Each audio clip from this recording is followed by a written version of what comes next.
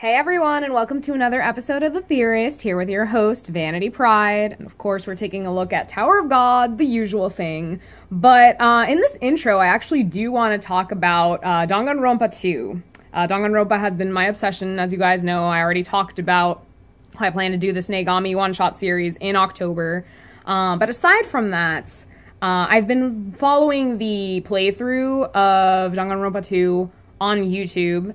Thank you, Noir Blue, for posting those videos. I know there's no commentary to them, but that's totally fine. Like, I mean, you are doing me a great service by posting these videos.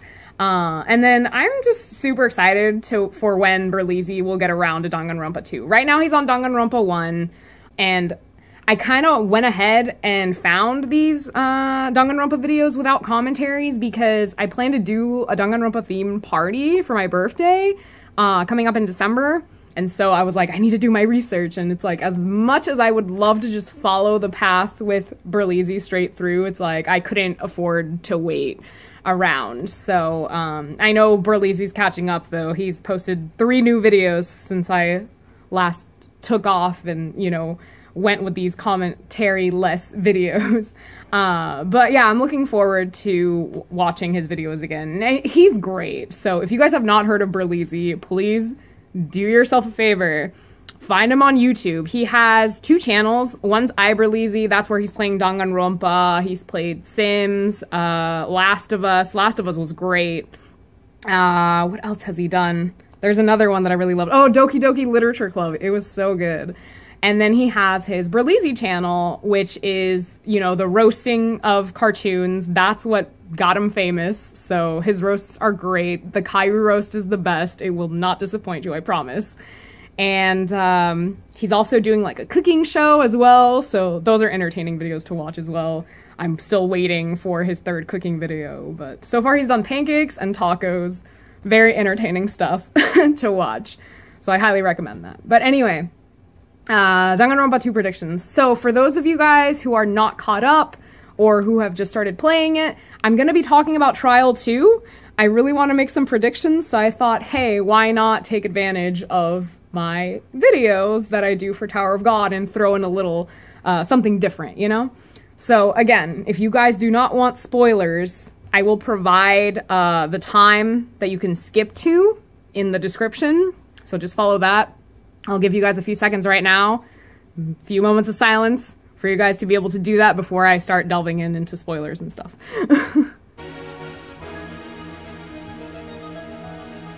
Okay, so let's begin now.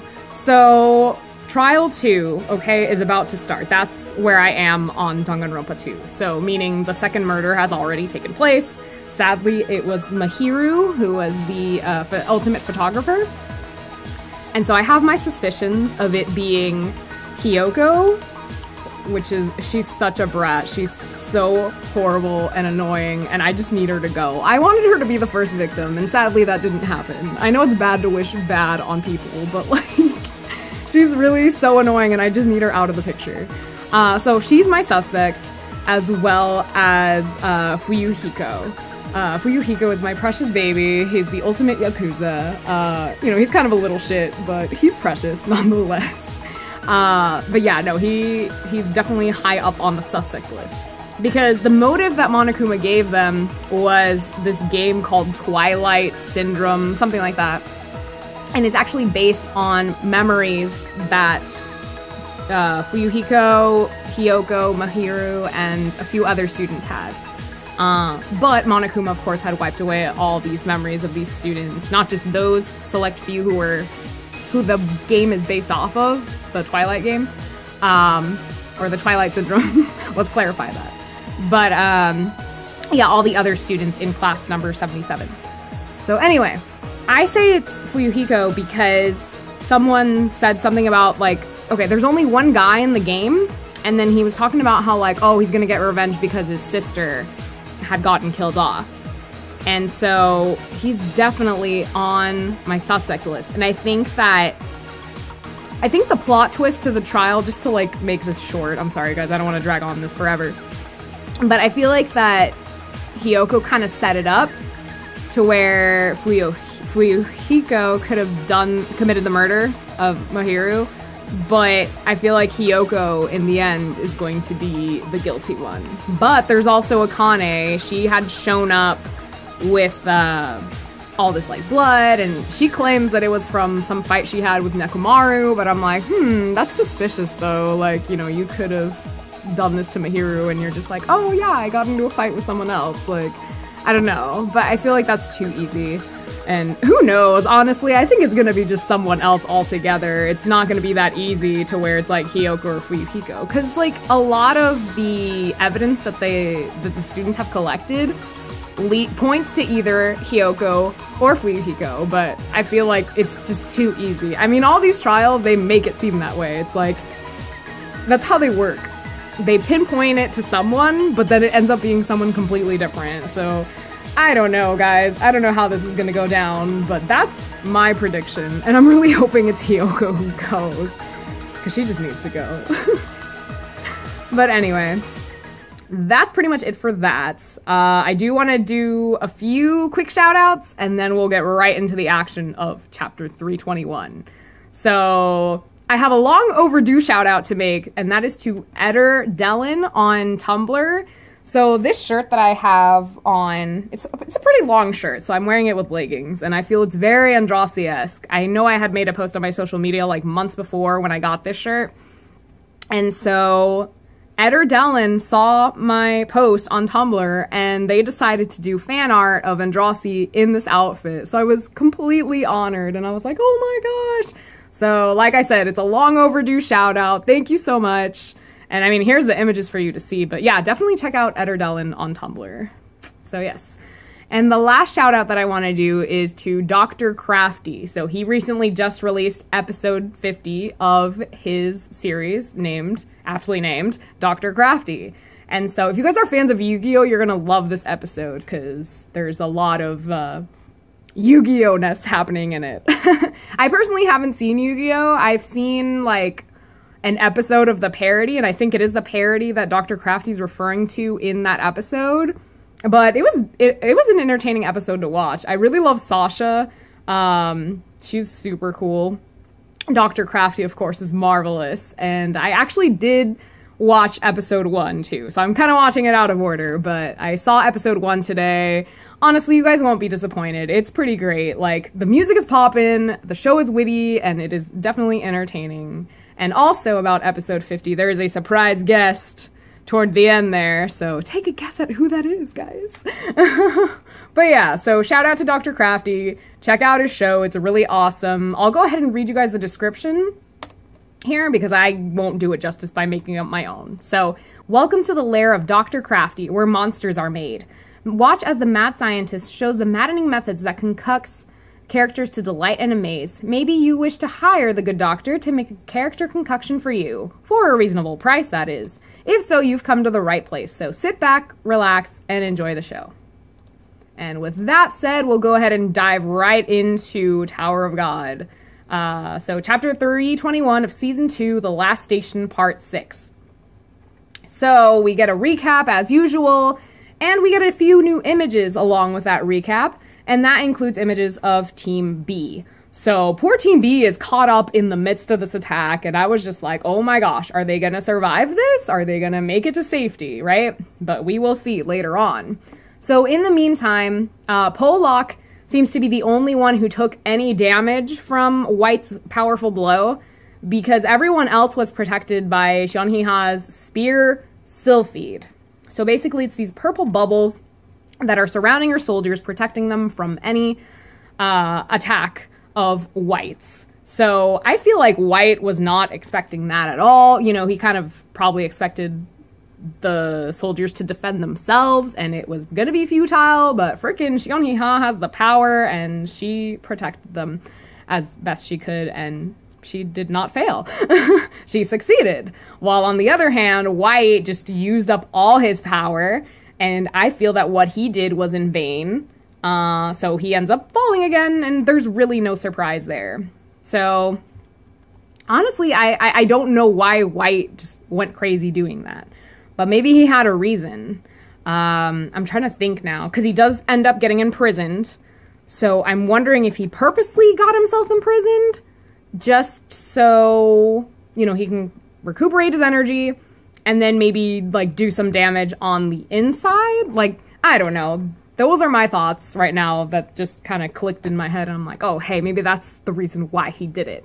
Of course, he also could have provided some kind of distraction by going all out like that, which I don't know what the point of the distraction was, but, you know, nothing really came out of it. I mean, even Team B gets imprisoned themselves because they do come across Fozenkel Drak, or rather, Drak actually teleports to where they are, and he's like, oh, hey, I'm taking you guys to prison. So, I mean, that didn't really help Team B in the slightest, so I honestly don't know what White's reasoning was for doing that and defying Hwaryun when she told him not to do that. But anyway, we go back to Bomb and Co., and of course the guys who were there to greet them. And so this was surprising because at first I thought that both groups were there to just like freaking attack them, imprison them, whatever, right? But there's a plot twist because one of the groups was actually there to receive them well and help them out, while the other team, of course, is looking to imprison them because they're traitors and blah, blah, blah. So I thought that was a really cool contrast that SIU provided. Like, honestly, like I said, I thought both teams were out to get them because even, like, last chapter, the images, it didn't seem like anyone was willing to help them. Like, it seemed like both the teams that emerged from the two different doors were, like, out to get them. So, anyway, I'm just repeating myself. So now we move on to So Young, who we get to see again. She has made her way back to the control room because she's trying to figure out why the fuck Ryuan did not keep the dock opened. She's trying to figure out why the hell he closed it when she clearly told him, hey, keep the damn dock open, right? And that's, of course, when she comes across Levi. And, of course, she has encountered all the dead bodies along the way as well. And so I was really excited for this moment because I was like, ooh, dude, like, frickin' Levi is gonna face off against So Young. It's gonna be super epic, only to be met with disappointment later on. And we'll touch base on that a little bit later. For now, we go back to Bomb, who, you know, he heard Hwaryun speak to him like, hey, go save that girl. And so Bomb knew that was his cue. He takes off on high speed to where that girl is. Meanwhile, he's telling Andraste to take care of things from where they were. So Andraste's going to have to deal with these dudes that want to imprison them. But, I mean, they also have the other group of people that is willing to help them. So, you know, of course, Andraste could probably take these imprisoners on her own. But, I mean, it doesn't hurt to have an extra hand, right? Or extra pairs of hands. So, hey. All right, and now we'll go to the imprisoned. So, as I was re-evaluating my notes, I had thought about why Drak took Sleepyhead with him. Because we do see Team B, they're like in this like, what would you call them? I guess like one of those nap pod things. That's kind of what it reminds me of. That's what they're all in right now, like their own individual little nap pod. And so it's Candy who is like, oh, like Drak took Sleepyhead with him because they're related. And so that had me wondering like, okay, what is the purposes of Drak separating Sleepyhead from the rest of her team? Like, is he going to question her perhaps? Or maybe he does know her because they are related, and so he's willing to help out Sleepyhead, but everyone else can just go fuck off and die kind of a thing. But then I also thought too, and I'm gonna spoil a little bit of like the ending-ish part. So when Xianhee and Yuri interact, Xianhee basically reveals the plan of like, oh, hey, we're gonna have some soldiers waiting outside for when Bomb and team step out, because they're going to be forced to step out of the station, because if they don't, then their friends are going to start to suffer damage. So the people that they have imprisoned, aka Team B, one by one, they're going to get killed off unless Bomb and team, you know, complies to Xianhee's request and they step outside to then thus be captured. So anyway, back to Drak and my thoughts on that plan with Drak. So maybe Drock is going to try and make a point like, oh, hey, I don't care that Sleepyhead, or rather Irure, let's go with her real name. So I don't care that Irure is my relative. Like, I'm just going to kill her off. And then that'll show you guys how serious I am and how serious all of Zahard's army is of going through with this plan of killing you guys off one by one until that team that made it into the station steps out. So those are my thoughts on that. And I'd love to hear your guys' thoughts on that too. You know, do you agree? Or do you think there's like some other kind of motive as to why Drock took Sleepyhead with him? I'd love to hear that. Of course, among the imprisoned, we also have Rachel, who is super pissed, and she's vowing revenge against my girl Andrasi, and she's even calling her a bitch, no less. And I'm just sitting there shaking my head like, girl, you brought this on yourself. It was bound to happen, so don't be complaining about it. And then to the last of the prisoners, we have, of course, Karaka and White. So they are in their own special cells, definitely in a different room from Team B. And then I know another thought that I had was whether Team B was separate from Rachel and Team, or if they're all kind of together in the same room. I'm not really sure. But anyway, it is for certain that Karaka and White are in another area of this prison.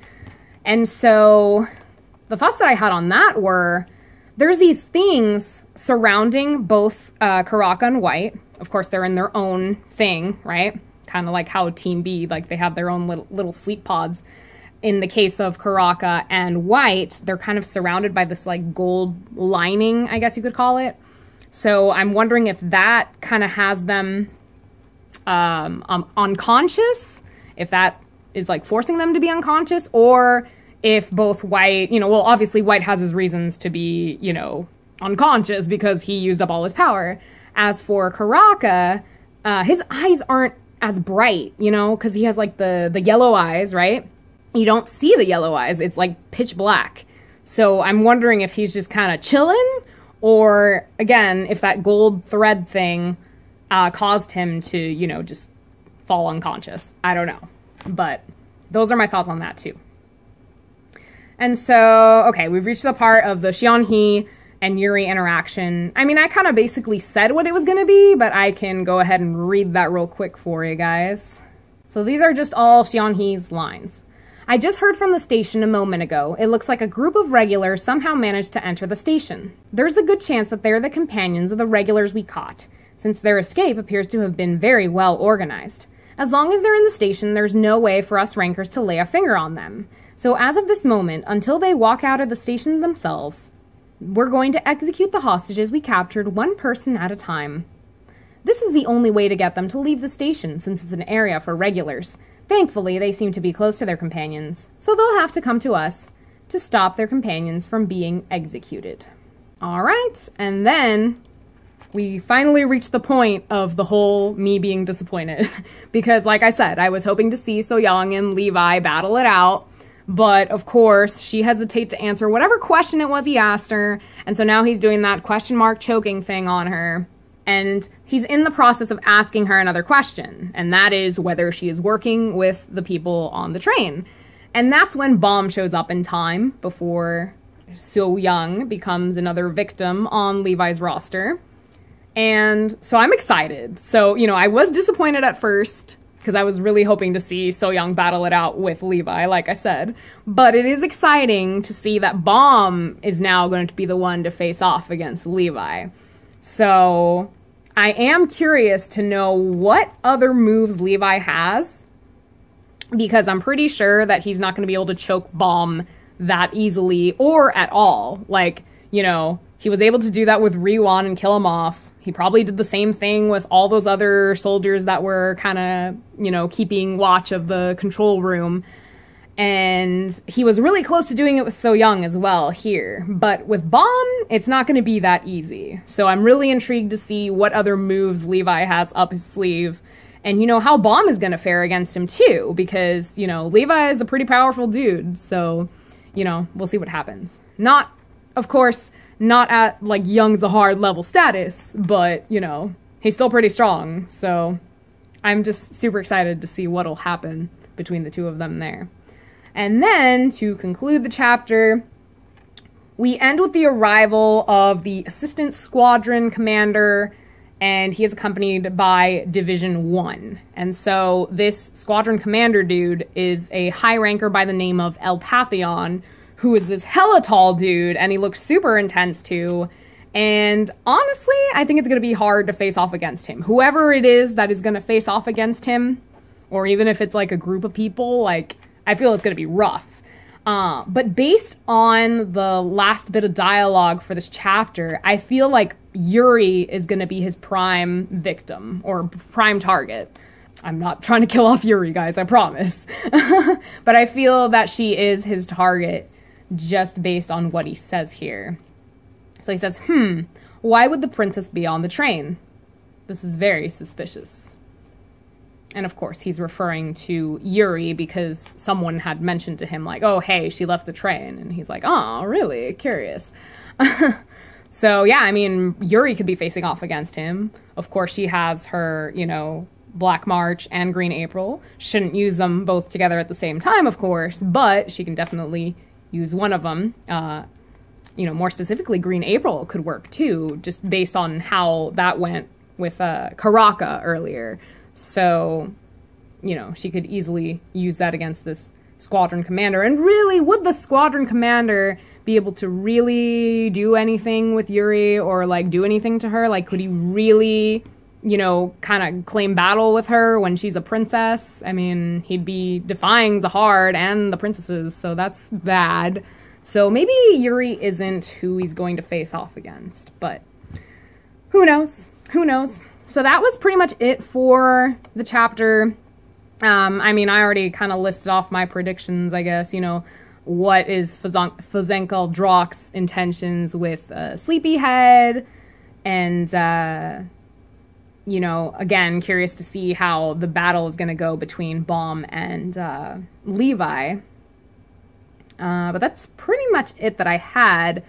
So what I discovered on Reddit was that there was no blog post this week that SIU did. And there is something else I do want to discuss from here. There was a post titled, of course, there is no SIU blog post this week. And this is, of course, done by the X-blog translator, whose name is Bunny. And so I'll just go ahead and read what they wrote here. Hi, this is X-blog translator Bunny. I just want to let you guys know that SIU skipped this week's blog post due to his ill condition. He basically wrote a short post about how he has not been well due to the change of the seasons and has an ongoing chronic gastritis, causing him difficulty to even stay seated. I saw some people are writing offensive comments about the current translator, and hopefully you guys will stop from now. The current translator might have just skipped the translation because of this, or he might have had other stuff going on in his life. Either way, blog translation is not someone's obligation. It would be nice if someone does it for the community, but sometimes things just don't work. And honestly, I loved seeing this post. So kudos, Bunny. I love how you expressed yourself like that and how you stood up for the current translator. I mean, it's honestly ridiculous and childish for people to be acting this way. You know, I appreciate you kind of letting people know, like, oh, hey, like, there was no blog post for this reason. But I don't think people should go around bad-mouthing someone who's dedicating their time, volunteering their time to translate something, and that's not even part of their job. So I don't understand why people are acting this way. It's ridiculous. I'm really hoping, and I'm pretty certain, that none of my viewers are the ones who are commenting these things. You guys have been amazing. I mean, I tell you guys day in and day out that I friggin' appreciate you guys. I love it when you guys leave me comments. I know I'm horrible about responding to them, but it just means a lot that you guys have been so respectful to me and so kind to me too. Like, I know, you know, we might not agree on certain things, but you guys have always been respectful of that. You guys are always respectful towards each other, and I appreciate that so much because I hate, like, confrontations, and, like, honestly, if anyone got into a fight with anybody, it would just, like, crush me. But yeah, it's just so hard to see someone going through that. Like, I can only imagine what the current translator's going through, like, you know, receiving nasty comments like that, and I'm thankful that I haven't had to experience that. So, sorry, I'm just, like, getting all, like, choked up right now, because, like, I just don't appreciate that, and people honestly need to grow up. Like, it's ridiculous that you guys would well, I'm not commenting about you guys, or I'm not, I can't even get my thoughts together right now. I'm not bashing you guys. I love you guys. I already said that. But I mean, these people who are commenting these things, I mean, it's horrible. So, and it's childish. It's just childish, like I said. So they really need to grow up. I mean, the translator, it's not their job. They're just volunteering their time to do it. And they're being nice enough to do it. So, yeah, but, you know, some people are just going to be horrible people. So, but yeah, so let's end it on a happier note. Again, I appreciate you guys so much, and I thank you for, you know, sticking with me and, you know, leaving all your interesting comments and theories in the comment section, and yeah. So I hope you guys have a great week, honestly, and I will catch you guys next time.